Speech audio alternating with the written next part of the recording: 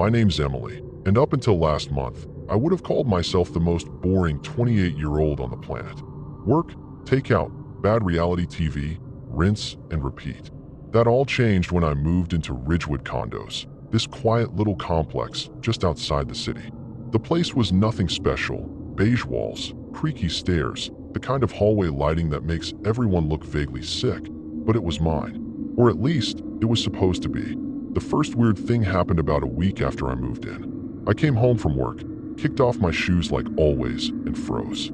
My welcome mat was crooked. Not flipped over, not dirty, just angled wrong, like someone had nudged it with their foot and didn't bother to fix it.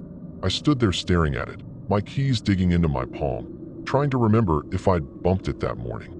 But no, I never stepped on it. I always avoided it, actually, some weird habit from childhood. That was the first time I felt it. That cold, oily drip down my spine, the kind you can't shrug off. The next few days were a blur of little things. My hallway light would be on when I swore I'd turned it off. My coffee mug would be in the sink when I could have sworn I left it on the counter.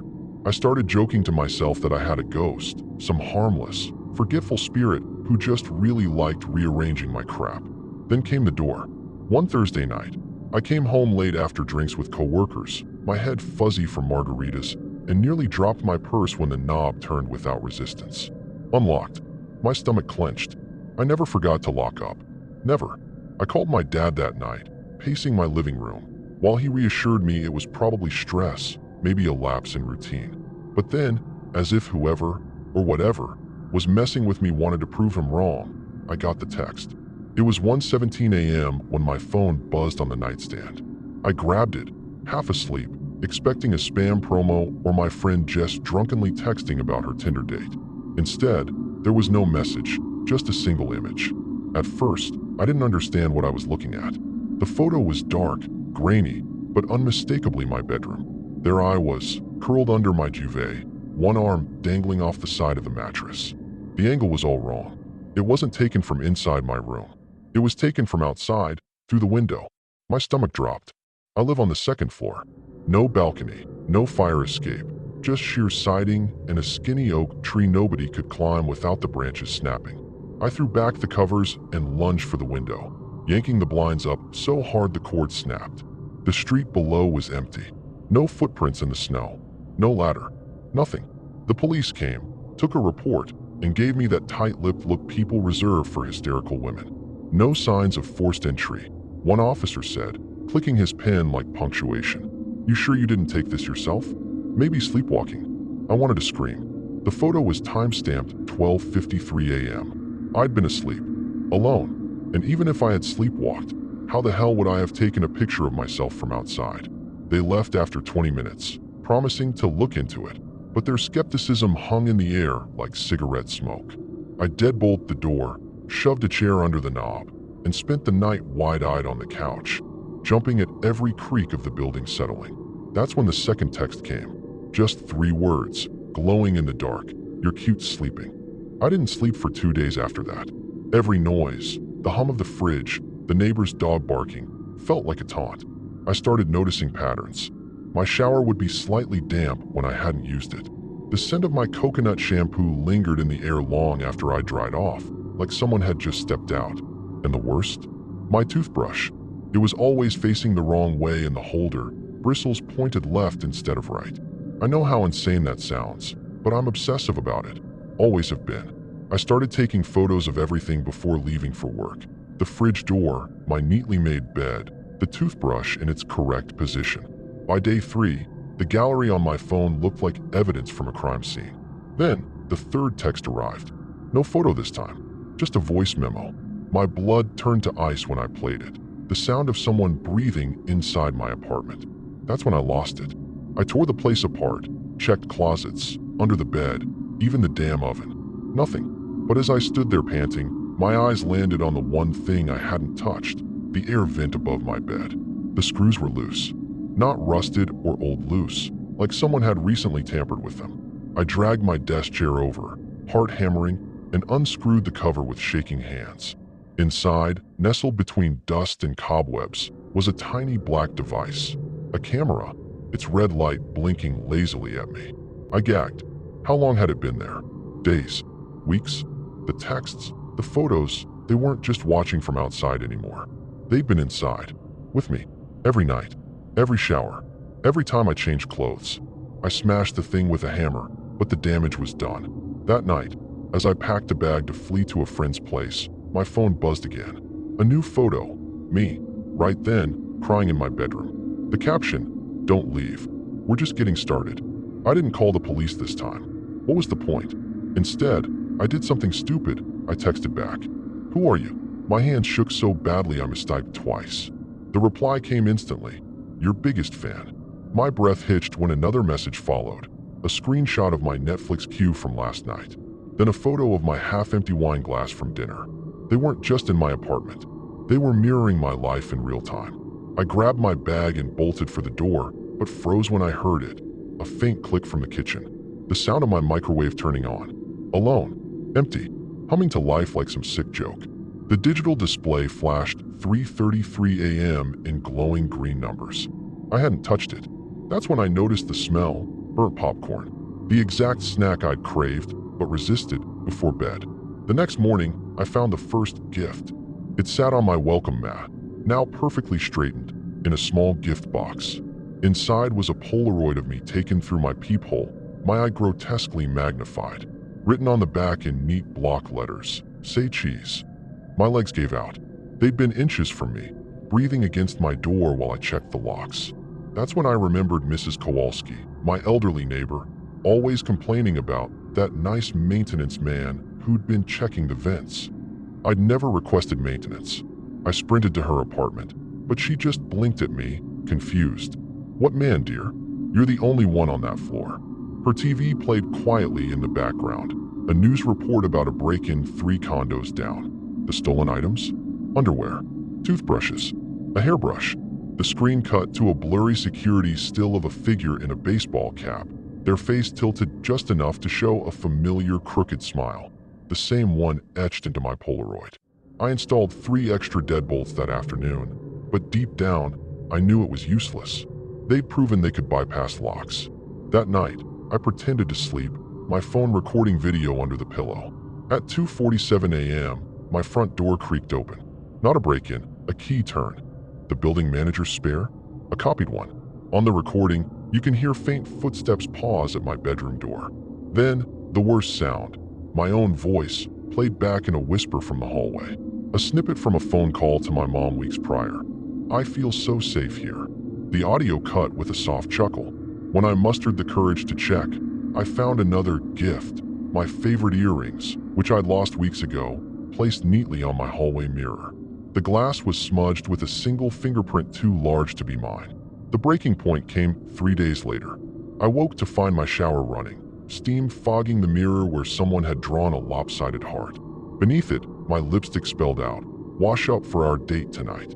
That's when I noticed the sleep aid pills on my nightstand. The cap was off. 2 were missing.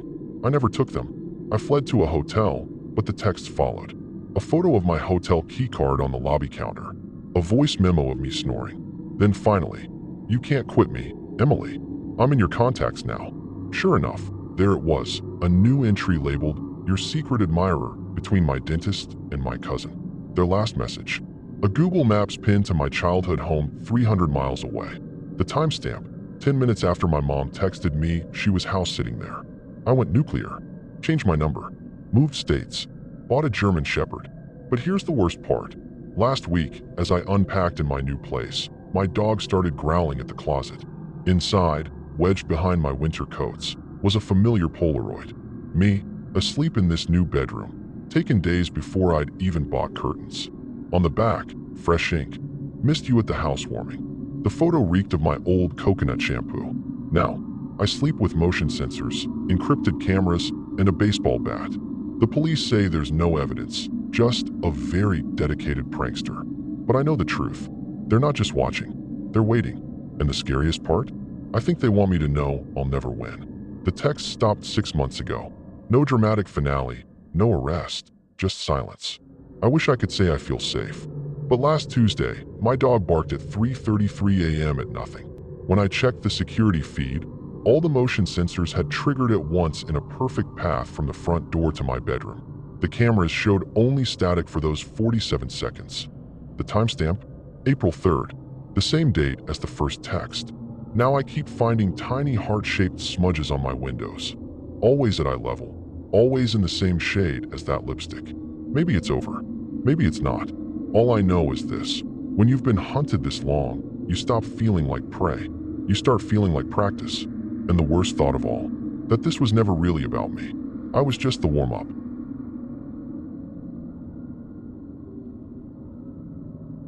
I never thought my life would end up like this. 41, divorced, and starting over in some rundown rural house with my 15-year-old daughter, Emma. The place was cheap, which was the only reason I could afford it after the settlement. It wasn't much, just a small, creaky two-bedroom with peeling paint, surrounded by woods so thick they blocked out the afternoon sun. The nearest neighbor was half a mile away, and the silence out there was heavy, like the whole world was holding its breath. Emma hated it at first, missing the noise of the city, but after a few weeks, she adjusted.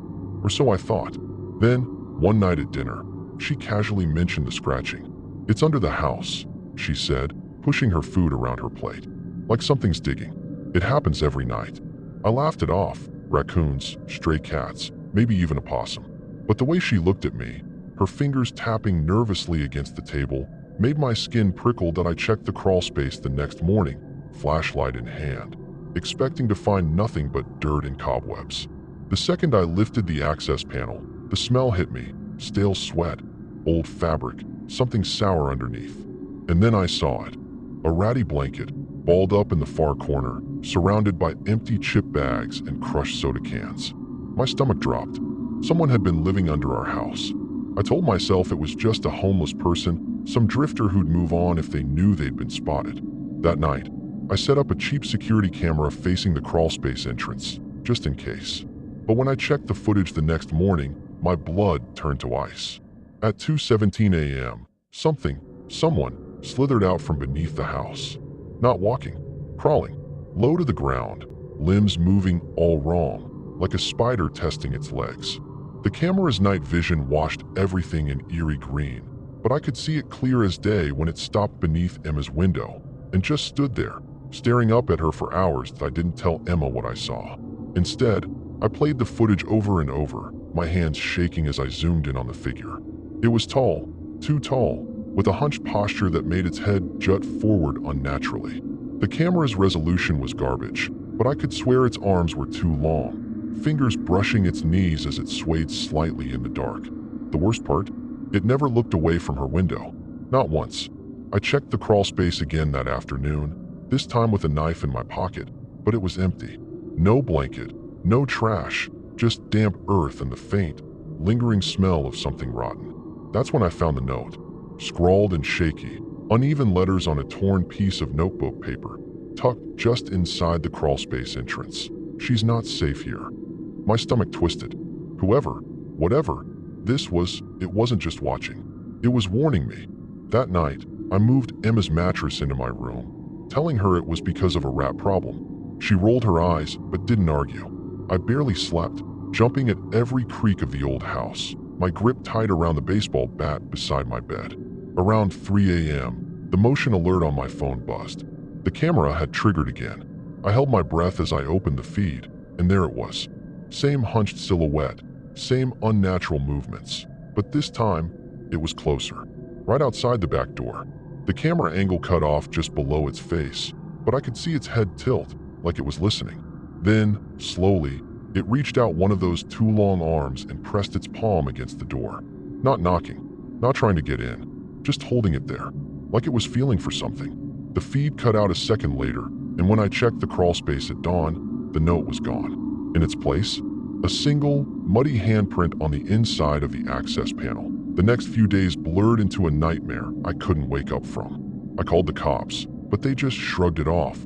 Probably some tweaker or kids messing around, one officer said, barely glancing at the footage. Emma started locking her bedroom door at night without me asking, and I caught her staring at the crawlspace access panel like it might burst open any second. Then, on the fourth night, the cameras caught something new. The figure didn't just crawl out this time, it dragged something behind it. A bundle of rags? A sack? The green tint of the night vision made it impossible to tell, but my mind raced with horrible possibilities. The worst part? It didn't go to Emma's window. It stopped right beneath my bedroom, pressing its forehead against the siding like it was thinking. When I played the audio back, there was a sound I couldn't place at first, a wet, rhythmic noise, like someone chewing that I couldn't take it anymore. The next morning, I grabbed a flashlight and a crowbar and crawled under the house myself, ready to swing at anything that moved. The dirt was packed down in paths, like something had been pacing there for weeks. And then I saw them, shallow holes dug near the foundation, each about the size of a shoebox. Inside one was a collection of bizarre things, a chewed-up hair tie, Emma's, from when she first moved in, a chicken bone gnawed clean, and a Polaroid photo so faded I almost missed it. The image made my legs give out. It was Emma, asleep in her bed, taken through her window. The date scribbled on the back, 2 days before we even moved in. This thing hadn't just found us. It had been waiting that I didn't show Emma the photo. Instead, I did something stupid. I waited up that night with the crowbar across my lap, staring at the back door where the camera had last caught it. Around 2 a.m., the house settled with a groan, and that's when I heard it, a slow, wet dragging sound coming from beneath the floorboards. Not from the crawl space entrance, from directly under my feet. My breath hitched as something scraped against the wood, like fingernails testing the surface. Then came the whisper, not from outside, from inside the walls. "She smells like summer." It rasped, the voice guttural and broken, as if speaking hurt its throat. I nearly screamed when the heating vent beside me rattled. Something was pushing against it from below, the metal groaning under pressure. I swung the crowbar down hard, and the noise stopped instantly. But the smell? God, the smell poured out of that vent for hours, like rotting meat and damp soil. By dawn, I was done playing defense. I poured gasoline along the perimeter of the house, my hands shaking so badly I spilled half of it. Emma screamed when she saw me through the kitchen window, a lighter in my hand. "Dad, stop. You'll burn the whole place down." But I couldn't explain, not the holes, not the photo, not the voice in the walls.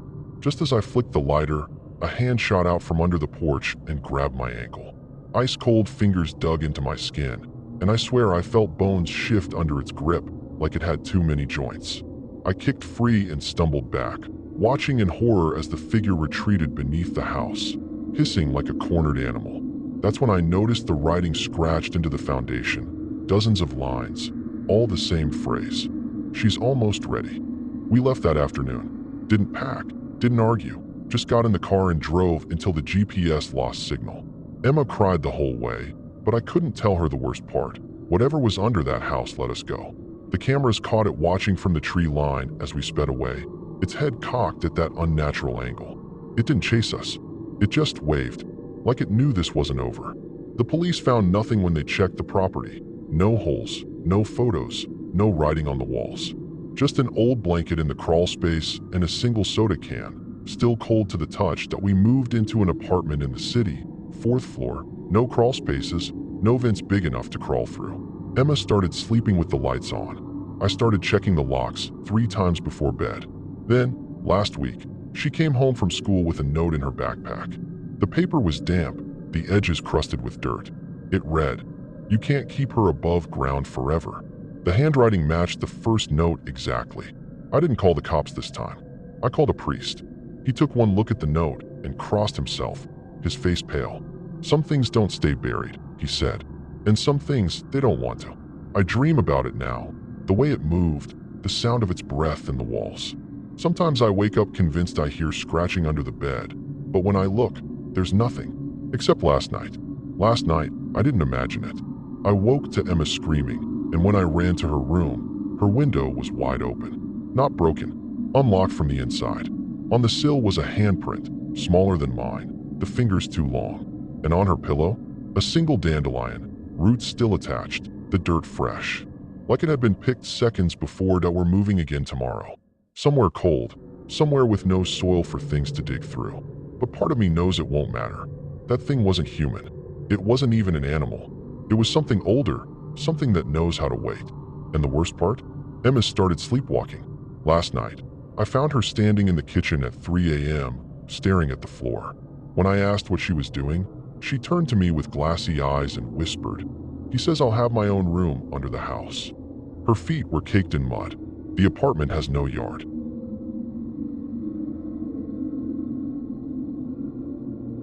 We'd been laughing about it all week. 5 city idiots roughing it in some backwoods lake house, pretending we knew how to unwind. Me, Danny, my boyfriend Kyle, our loudmouth friend Jordan, and our college buddies Priya and Mateo. The place was straight out of a postcard: cedar walls, a stone fireplace, and this smell, like wet pine needles and old books. But the second we lost cell service on the dirt road in, I felt it.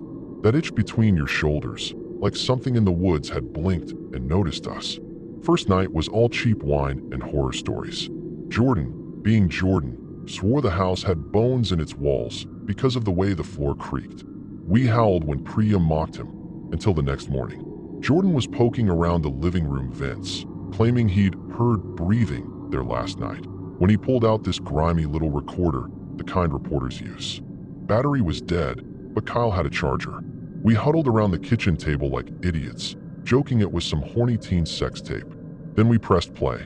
Our voices spilled out of the speaker, Jordan's drunk cackling, Priya singing off-key, the clink of wine glasses. Normal, until the gaps. Between our words, there was this other sound. A whisper so low it was almost a vibration, like someone humming through clenched teeth. My stomach dropped when I realized it was under our voices, threading through the whole conversation. None of us had heard it last night. None of us breathed like that. Kyle rewound it twice, his fingers shaking. "That's not static," he muttered. The voice said 3 words, clear as a knife dragged over glass. "Don't light it." We froze. Mateo had lit the fireplace last night.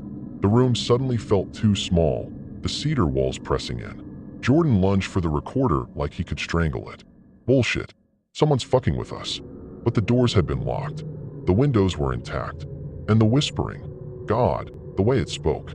Not a human rhythm. Like something learning how a tongue should move. Priya's hands were over her mouth. "It knew we'd listen to this," she said. That's when we heard the first thud from upstairs. Something heavy, deliberate, like a boot testing floorboards. The thud froze us mid-breath. Mateo grabbed the fire poker like a baseball bat, knuckles white. Okay, maybe a raccoon got in the attic," he lied, too loud.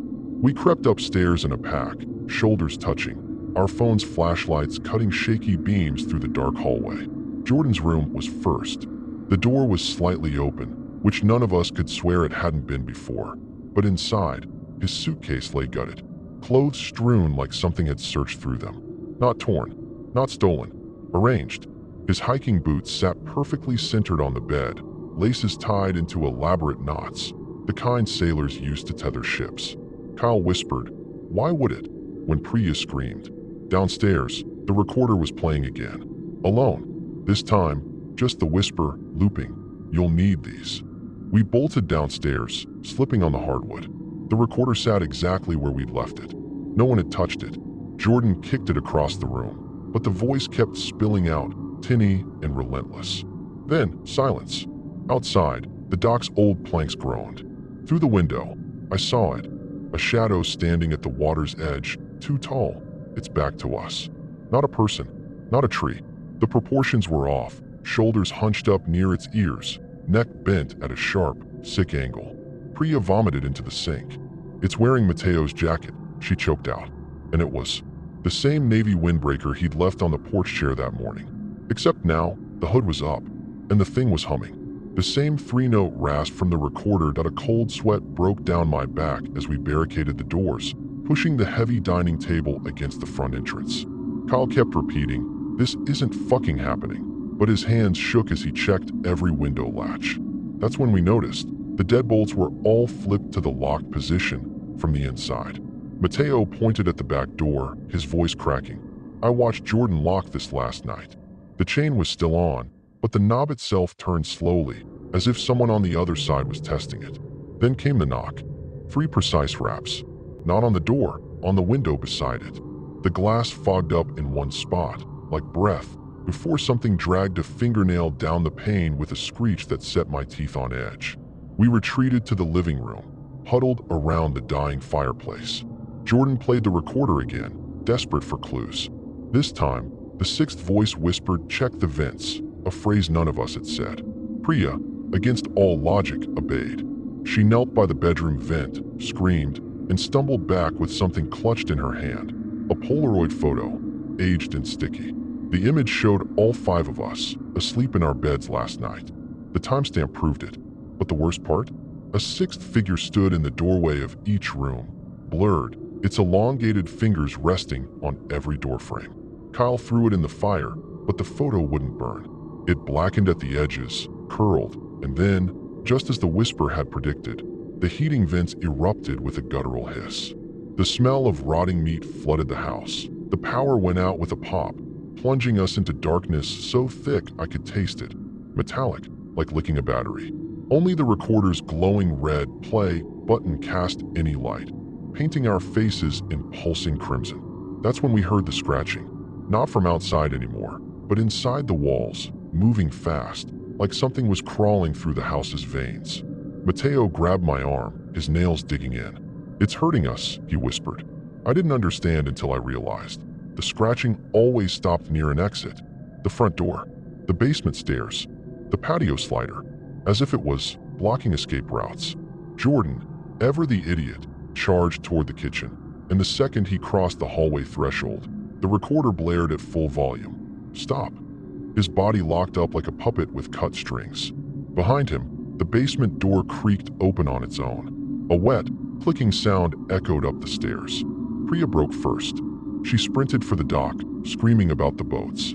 We followed in a blind panic, our socks slipping on dew-soaked grass. Halfway there, I glanced back. The house's windows were full, not of darkness, but of a dense, swirling gray, like static given form. Then the whispers started inside my skull, not my ears. "You'll float," it cooed, using Kyle's voice. The dock boards cracked under us as we reached the little rowboat. That's when Kyle froze, pointing at the water. Our reflections weren't ours. Mine had no face.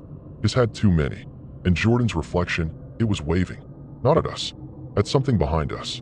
The recorder, somehow now lying on the dock, played its final message. Too late. The lake erupted. The water didn't splash. It unfolded, a black moss swallowing the dock hole. I remember the cold. Not like winter, but like the absence of all heat, all life. Priya's hand gripped mine as we were yanked under. Silence. Then pressure, everywhere, as if the lake itself was digesting us. My lungs burned. But just as my vision tunneled, I heard it. The whisper, now inside my mouth, my throat, my bones. "We're so glad you stayed." Light. I burst through the surface, gasping. The house stood empty. No whispers. No recorder. Just dawn bleeding across the lake. The others crawled ashore, retching. Jordan was missing a shoe. Mateo's left eye was wrong. The pupil slit like a cat's. We didn't speak. We just left. The car ride home was silent except for the radio static no one dared to turn off. Priya found the Polaroid in her pocket. Now just a blank square. Kyle's hands haven't stopped shaking since. We agreed never to tell. Who'd believe us? But last night, my phone died.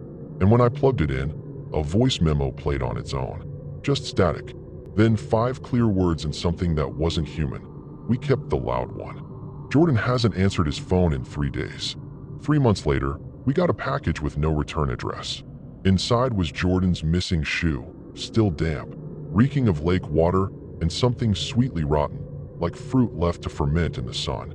Tied to the laces was a voice recorder, the same model. When we mustered the courage to play it, there was just one sound, Jordan screaming, not in fear, but in conversation, his voice alternating with that familiar whisper. They were discussing us, our habits, our fears, the layout of our apartments.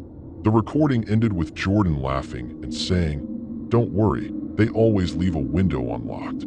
That night, every one of us woke at 3:07 a.m. to the sound of our own bedroom windows sliding open. Mine stopped halfway, jammed by the old frame. The others weren't so lucky. We don't sleep near windows anymore. Priya moved to a studio with no vents. Mateo keeps his cat eye covered with a patch, but sometimes at night it glows faintly, like embers. Kyle checks his voice memos obsessively, deleting the ones that show midnight duration but play hours of static. As for me, I hear it in white noise now, showers, AC units, the hum of my laptop fan. It's learning new words. Last week, my smart speaker turned itself on and whispered, "Danny, your turn." The scary part? I wasn't scared. After what we saw at the lake, fear feels like an old language I've forgotten. The thing wants to be let in. And part of me is starting to wonder why we keep saying no.